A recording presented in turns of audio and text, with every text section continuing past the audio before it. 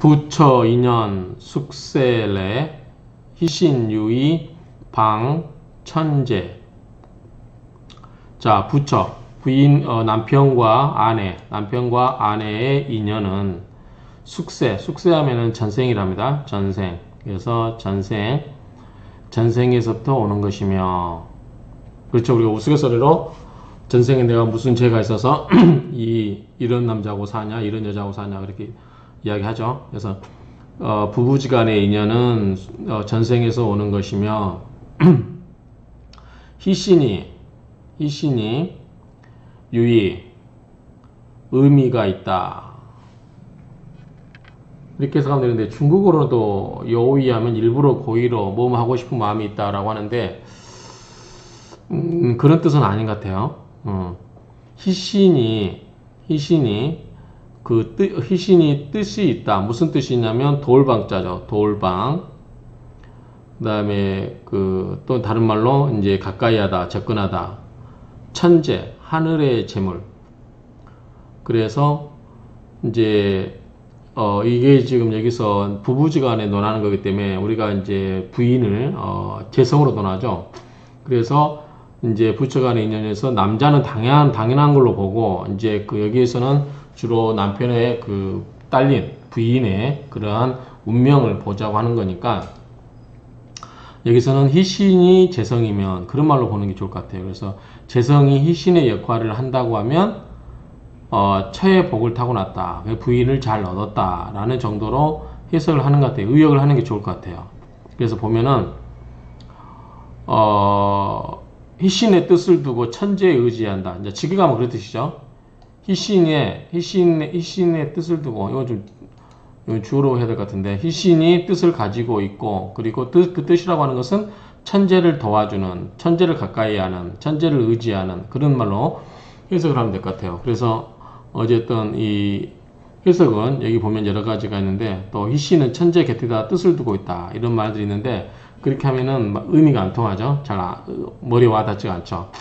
그래서 부부간의 인연은 전생에서부터 시작된 건데, 그 재성이, 즉 부인을 뜻하는 재성이 희신으로서의 그 역할을 하게 되면 결국은 남편 입장에서는 하늘의 재물을 가까이 두는 것과 같다. 그래서 부인을 잘 얻었다라는 정도로 의미를 파악하면 될 것 같아요. 그래서 처가 부인이 재성이 희신으로서의 역할을 하면 사주에서 예컨대 희신이 아니고 만약에 기신이라든가 이렇게 하면은 안 좋은 걸로 나오죠. 그래서 희신의 역할을 한다면 하늘의 재물을 옆에다 두는 뜻이 있다. 가까이 하는 뜻이 있다. 그러니까 부인을 천복을 얻었다. 처의 복을 타고났다. 이렇게 해석을 하는 게 맞을 것 같습니다. 자녀 근지 일세 전 희신 간 여 살 상년. 자, 자녀 뿌리근 가지지자죠. 뿌리와 가지는 일세, 한 세대에서 한 세대를 전하여 간다. 희신이 보아야 되는데, 살과 상년, 서로 연결되어 있다. 그래서 희신이 살과 서로 연결되어 있는지를 보아라. 자, 구체적인 의미는 한번 원주나 임철저주를 보면은 이제 답이 나오겠죠.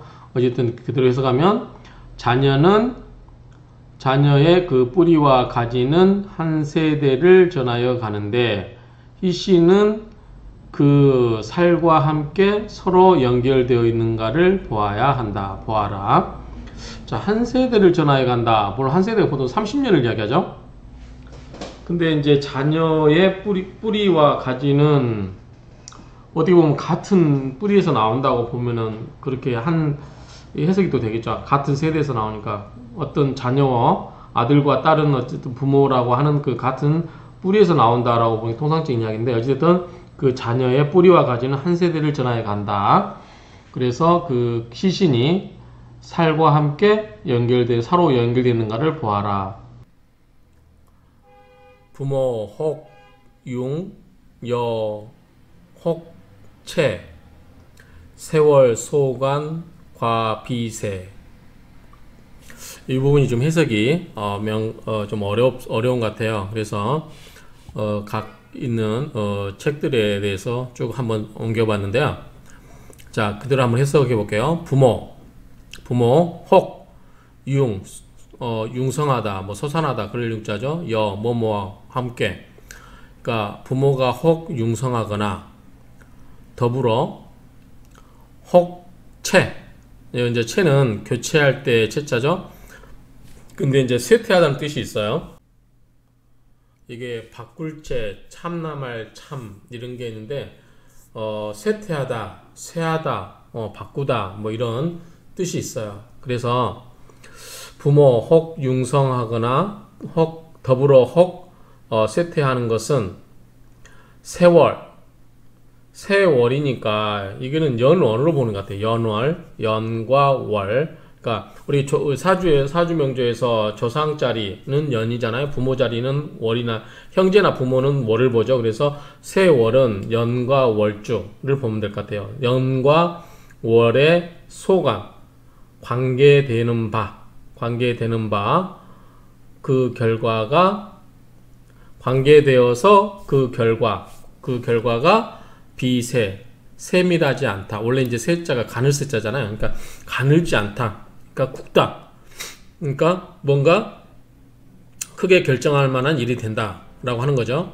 그러니까 직역하면 그래요. 그러니까 부모 혹 융성하거나 더불어 혹 쇠퇴하는 거. 이것은 세월이 연과 월이 소관, 관여하는 바, 관계되는 바의 결과와 비세, 가늘지 않다. 그러니까 세월에 관계되는 바의 결과와 깊은 관계가 있다. 이런 말로 보면 될 것 같아요. 그래서 이제 직역하면 그렇고 의역을 하면 부모가 혹 융성하거나 혹은 쇠퇴하거나. 그러니까 우리가 부모를 볼 때, 우리 명조에서 부모를 볼 때 부모가 융성할 것인지 또는 쇠퇴할 것인지, 또는 뭐 좋은 집안, 그 사람이 좋은 집안 출신인지 아닌지, 부모가 융성했는지 아니면 쇠퇴한 사람인지, 그런 거를 볼 때는 뭘 보라? 세월, 연과 월의 소관, 관계되는 그 결과를 참조해라. 그 말이죠. 비세, 적지 않다, 가늘지 않다. 그 말은 그것이 큰 의미가 있다 정도로 보면 될 것 같아요. 그러니까 결과적으로 이제 부드럽게 말을 번역해 보면, 부모가 융성하거나 혹은 쇠퇴하는 것은 그 그러니까 연간과 월간, 연월에 그 관계되는 그 결과를 보고 그거를 판단하는 게 맞다. 그게 큰 영향을 받는다. 비세, 가늘지 않다는 것은 큰 영향을 받는다 정도로 해석하면 될 것 같아요. 이렇게 하면 의미가 통하죠. 자, 다른 책들 한번 볼게요. 부모가 혹 융성하거나 혹 채하는 것은 연주와 월주에 소관되는 것이나 과로는 세밀하지 아니하다. 뭔 말인지 모르겠죠. 자, 부모가 융성하거나 쇠퇴하는 것은 연월에 관계되는 바가 참으로 적지 않다. 이게 가장 매끄러운 해석 같아요. 제가 지금 설명하고 있는 바, 부모가 융성하거나 쇠퇴하는 것은 연월에 관계되는 바가 참으로 적지 않다. 그 부모 연과 월에 관계되는 바가 크다. 결국은 그 이야기죠. 부모가 융성하기도 하고 침체되기도 하는 것은 운에 관계되어 있지만 늘 그런 것은 아니다. 이것도 좀 이상해요, 말이. 그래서 저와 같은 저는 이게 가장 매끄러운 해석이 아닌가라고 생각이 됩니다. 형제 수패 여수흥 재용 재신 간중경.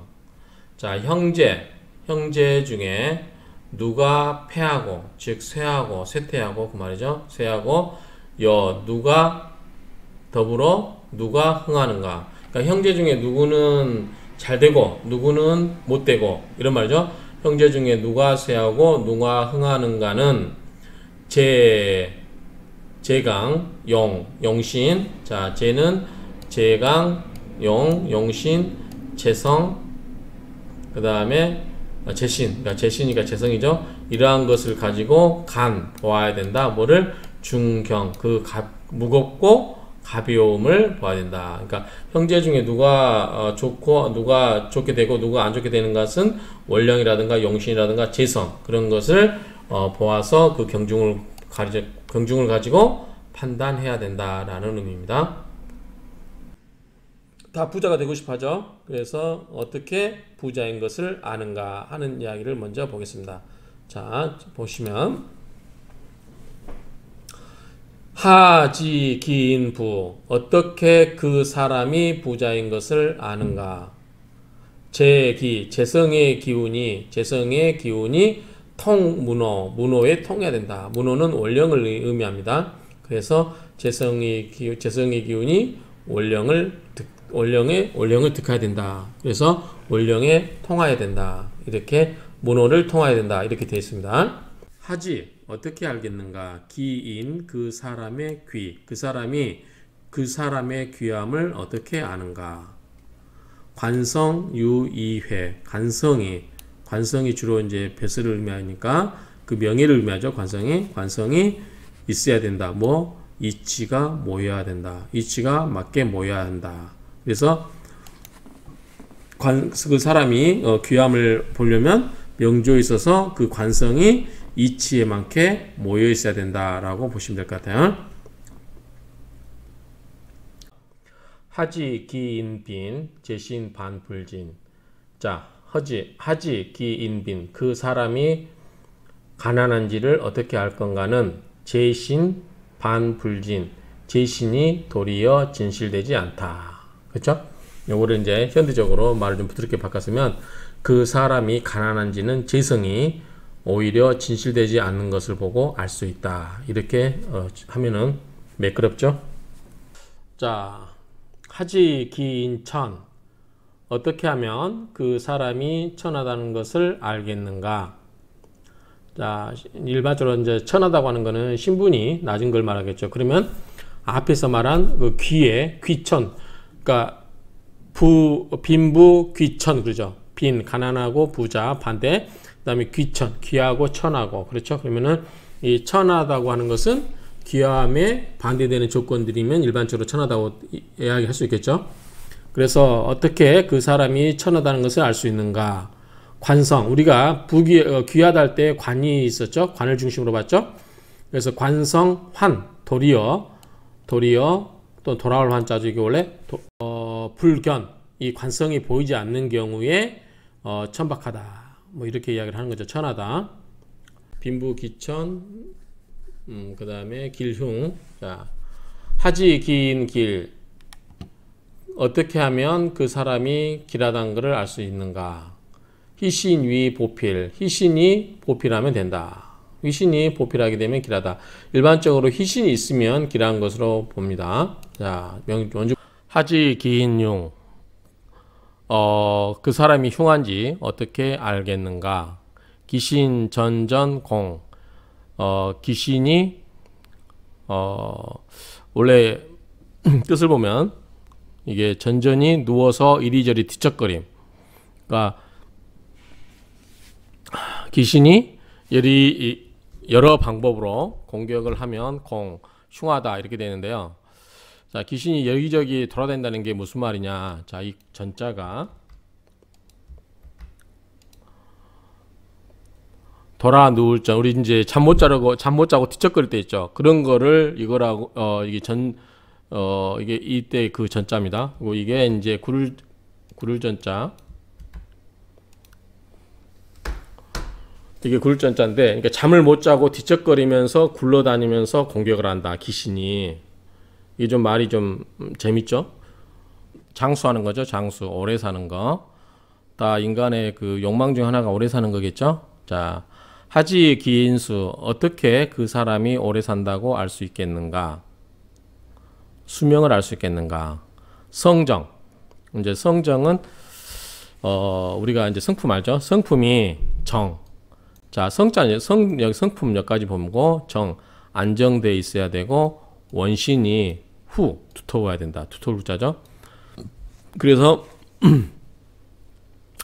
그 사람이 그 사람 수명을 어떻게 아는가? 그리고 알려면 그 성정을 보면 알겠죠. 그 다음에 원신이 두터운지 안 두터운지 보면 알겠죠. 이렇게 되는데 이제 각주를 보시면 원신 대신에 원기라고 되어 있는 경우도 있다. 이렇게 돼 있어요. 자, 요는 요절하다는 거죠. 그래서 하지 기인요. 어떻게 그 사람이 요절할 건지, 즉 일찍 죽을 것인지를 아는가. 기탁. 기가 탁하고 신고. 신이 마르면 그렇다요. 그래서 기가 탁하고 신이 마르면 그 사람이 빨리 죽는다. 자, 보겠습니다. 논부, 논자, 요안상.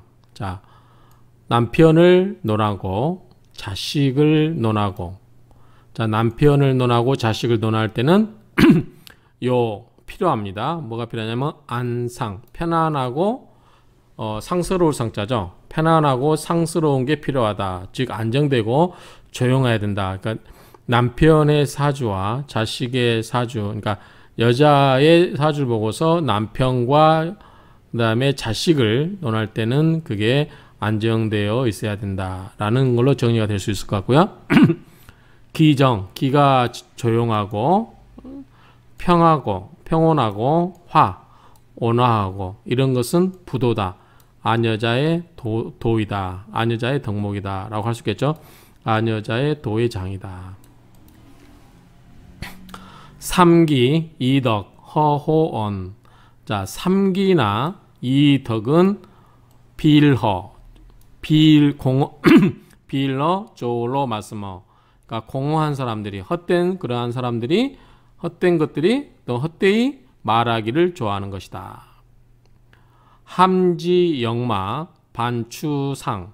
요 상자는 요 상자하고 다르죠? 요거는 상스러울 상자고 요건 자세할 상자예요. 함지나 영마는 절반, 반만 추론해서 자세하게 살펴라. 절반만 살펴라. 이런 뜻으로 정리할 수 있겠습니다. 그럼 여기서 추가로 자, 삼기와 이덕을 보도록 하겠습니다. 자, 삼기라고 하는 것은 천간으로 간무경이 모두 있는 경우 또는 을병정이 모두 있는 경우 임계신이 모두 있는 경우 이것을 천상, 지하, 인중을 갖추어서 교육격으로 본다. 그래서 사주 명조 중에 천간에 간무경 요게 있으면 삼기 또는 을병정이 있어도 삼기 그 다음에 임계신이 있어도 모두 삼기로 본다 라고 뜻입니다.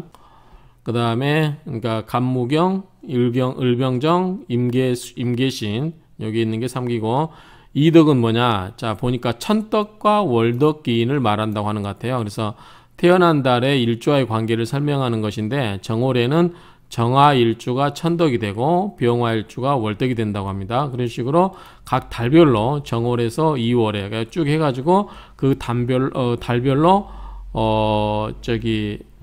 천덕이 있고 월덕이 있는데 이 두 가지를 각각 이덕이라고 한다라고 정리하시면 될 것 같아요. 그래서 2월에는 예컨대 신금이 천덕이고 간목일주가 월덕이라고 합니다. 이런 식으로 쭉 12월까지 이렇게 천덕, 월덕 이걸로 나눠진 것을 이덕이라고 한다. 이렇게 정리하시면 될 것 같고요. 그래서 이 여자 명조에서는 남편을 논하고 자식을 논함에 있어서는 사주가 안정되어 있어야 되는 것이고 여자 기가 고요하고 그다음에 평온하고 온화하고 이런 것은 부인의 도이다. 이제 우리가 전통적으로 여자에 이래야 된다라고 하는 거죠. 그래서 삼기 간무경, 을병정, 임계신 있는 게 이제 삼기고 이덕은 각 달별로 월덕, 천덕 이거를 두 개를 합친 것을 이덕이라고 하는 건데 요거는 각각 뭐냐면 허황되이 말하기 좋아하는 것이고 또는 좋아하는 사람들이 허황되게 말하기 좋아하는 사람들이 허망되게 만든 것이고 그리고 함지와 영마는 반만 미루어 살피면 된다. 논재, 논살, 논정신, 사주화평, 이양성, 기세유장, 무착상, 살관수유, 불상신. 자, 논재, 재성을 논하고 논살, 칠살을 논하고 논정신, 정신을 논하되 사주가 화평, 온화하고 평화스러우면 이 시울이자죠. 여기서는 시울리자로 읽어야 되겠죠.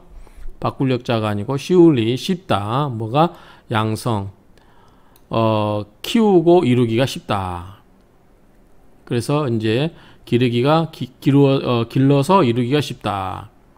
기세가 유장하면 요 말 뜻을 이제 해석을 여러 가지가 할 수 있는데, 유상하다는 말을 보면, 이제 기세가 유상하다, 기세가 유장하다는 말을 먼저 받았던 자리의 기운이 계속 미치고 있다. 이런 말로 이렇게 해석하시는 분도 있고요. 그러니까 먼저 받았던 자리의 기운이 계속 미치고 있다. 이게 해석하신 분도 있고, 그 다음에 또 유장이란 말을 또 다르게 해석하신 분도 있나 한번 볼까요? 여기 보면, 자, 유장이란 말을 유언하고 장대한 이렇게 해석하신 분도 있고, 또 각줄 보면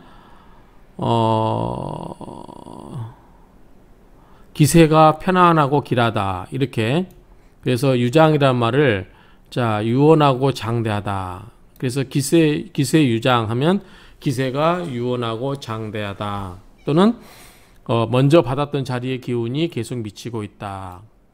또는 기세가 편안하고 길하다. 뭐 이런 여러 가지로 해석이 됩니다. 어쨌든 불착, 깎일 착자죠. 깎이지 않고 상하지 않으면, 깨져서 다치지가 않으면, 살관, 칠살이 관계되어도 수요, 비록 있다.